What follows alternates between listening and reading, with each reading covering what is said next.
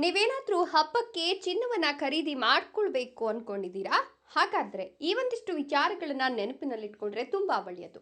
ಇಲ್ಲವಾದ್ರೆ ಒಂದಷ್ಟು ನಷ್ಟವನ್ನ ಅನುಭವಿಸಬೇಕಾಗತ್ತೆ. ಹಾಗಾದ್ರೆ ಚಿನ್ನ ಖರೀದಿಗೂ ಮೊದಲು ಯೋಚಿಸಬೇಕಾದಂತಹ ಆ ಪ್ರಮುಖ ವಿಷಯಗಳು ಯಾವುವು? ಇವತ್ತಿನ ವಿಡಿಯೋದಲ್ಲಿ ನಾನು ನಿಮಗೆ ತಿಳಿಸ್ಕೊಡ್ತಾ ಹೋಗ್ತೀನಿ. ಅದಕ್ಕಿಂತ ಮೊದಲು ನೀವಿನ್ನೂ ನಮ್ಮ ಚಾನೆಲ್ ಅನ್ನ ಸಬ್ಸ್ಕ್ರೈಬ್ ಮಾಡ್ಕೊಂಡಿಲ್ಲ ಅಂದ್ರೆ ನಮ್ಮ ಚಾನೆಲ್ ಅನ್ನ ಸಬ್ಸ್ಕ್ರೈಬ್ ಮಾಡಿಕೊಂಡು ಪಕ್ಕದಲ್ಲಿ ಬರತಕ್ಕಂಥ ಬೆಲ್ ಐಕಾನ್ ಮೇಲೆ ಮರಿದೆ ಕ್ಲಿಕ್ ಮಾಡ್ಕೊಳ್ಳಿ.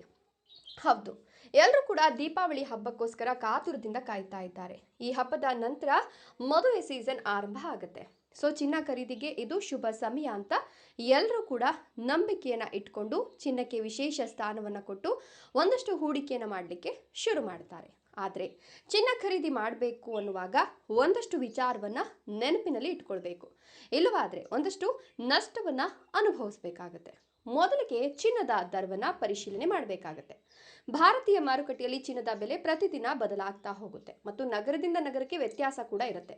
ಸೊ ಚಿನ್ನ ಖರೀದಿಸುವ ಮೊದಲು ನಗರದ ಇತ್ತೀಚಿನ ದರವನ್ನ ಆನ್ಲೈನ್ನಲ್ಲಿ ಅಥವಾ ಸ್ಥಳೀಯ ಆಭರಣ ವ್ಯಾಪಾರಿಗಳಿಂದ ತಿಳಿದುಕೊಂಡ್ರೆ ತುಂಬಾನೇ ಒಳ್ಳೆಯದು. ಇಲ್ಲ ಅಂತಂದ್ರೆ ಚಿನ್ನದ ಬೆಲೆ ದಿನದಿಂದ ದಿನಕ್ಕೆ ಏರಿಳಿತ ಆಗ್ತಿರೋದ್ರಿಂದ ಒಂದಷ್ಟು ತೊಡಕುಗಳು ಉಂಟಾಗುವ ಸಾಧ್ಯತೆ ಇರುತ್ತೆ. ಇನ್ನು ಮೇಕಿಂಗ್ ಶುಲ್ಕದ ಬಗ್ಗೆ ತಿಳ್ಕೊಳ್ಳಿ. ಚಿನ್ನದ ಆಭರಣಗಳಿಗೆ ಡಿಸೈನ್ ರಚನೆಗೆ ವ್ಯಾಪಾರಿಗಳು ಮೇಕಿಂಗ್ ಶುಲ್ಕವನ್ನು ವಿಧಿಸ್ತಾರೆ. ಸೊ ಈ ಶುಲ್ಕ ವಿನ್ಯಾಸದ ಸಂಕೀರ್ಣತೆ ಮತ್ತು ಆಭರಣ ವ್ಯಾಪಾರಿಯನ್ನು ಆಧರಿಸಿ ಬದಲಾಗ್ತಾ ಇರುತ್ತೆ. ಹಾಗಾಗಿ ಮೇಕಿಂಗ್ ಶುಲ್ಕದ ಬಗ್ಗೆ ಎಚ್ಚರಿಕೆ ವಹಿಸಿ. ಸಾಧ್ಯವಾದಷ್ಟು ವಿವಿಧ ಆಭರಣ ಅಂಗಡಿಗಳಿಂದ ಶುಲ್ಕದ ಮಾಹಿತಿಯನ್ನು ಪಡೆದುಕೊಂಡು ಆ ನಂತರ ಒಟ್ಟಾರೆ ವೆಚ್ಚವನ್ನು ನೀವು ಹಾಕಿದ್ರೆ ಒಳ್ಳೆಯದು. ಆಲ್ಮಾರ್ಕ್ ಮತ್ತು GST ಬಿಲ್ ಕಡೆ ಗಮನವನ್ನು ಕೊಡಿ.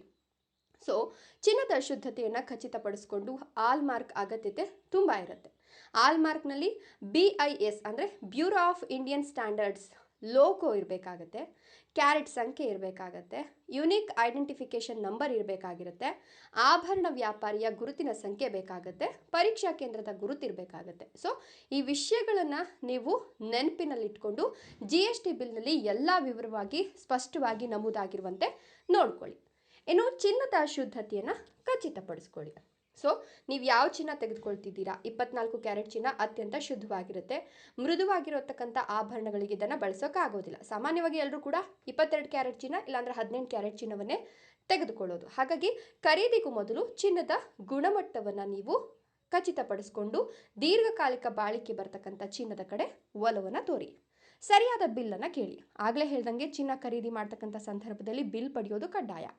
ಬಿಲ್ನಲ್ಲಿ ಚಿನ್ನದ ಬೆಲೆ ಇರಬಹುದು, ಮೇಕಿಂಗ್ ಶುಲ್ಕ ಇರಬಹುದು, ಕ್ಯಾರೆಟ್ ಇರಬಹುದು, ಹಾಲ್ಮಾರ್ಕ್ ವಿವರ ಇರಬಹುದು, BIS ಲೋಗೋ ಇರಬಹುದು, HUID ಸಂಖ್ಯೆ ಇರಬಹುದು, ವ್ಯಾಪಾರಿಯ ಗುರುತಿನ ಸಂಖ್ಯೆ. ಸೊ ಟೋಟಲಿ ಇದೆಲ್ಲವನ್ನ ನೆನಪಿನಲ್ಲಿ ಇಟ್ಕೊಂಡು ನೀವು ಬಿಲ್ಲನ್ನು ಮಾಡಿಸ್ಕೊಳ್ಬೇಕಾಗುತ್ತೆ. ಇಷ್ಟನ್ನು ಪಾಲಿಸಿದ್ರಿ ಅಂತಂದರೆ ಮೋಸ ಹೋಗೋದು ಅಥವಾ ನಷ್ಟ ಹೊಂದೋದು ಕಡಿಮೆ ಆಗುತ್ತೆ. ಇದರ ಬಗ್ಗೆ ನಿಮ್ಮ ಅನಿಸಿಕೆ ಅಭಿಪ್ರಾಯಗಳನ್ನು ಕಮೆಂಟ್ ಮಾಡಿ. ವಿಡಿಯೋ ಇಷ್ಟ ಆದರೆ ಲೈಕ್ ಕೊಟ್ಟು ಶೇರ್ ಮಾಡಿ. ತಪ್ಪದೆ ನಮ್ಮ ಚಾನಲನ್ನು ಸಬ್ಸ್ಕ್ರೈಬ್ ಮಾಡ್ಕೊಳ್ಳಿ. Thank you.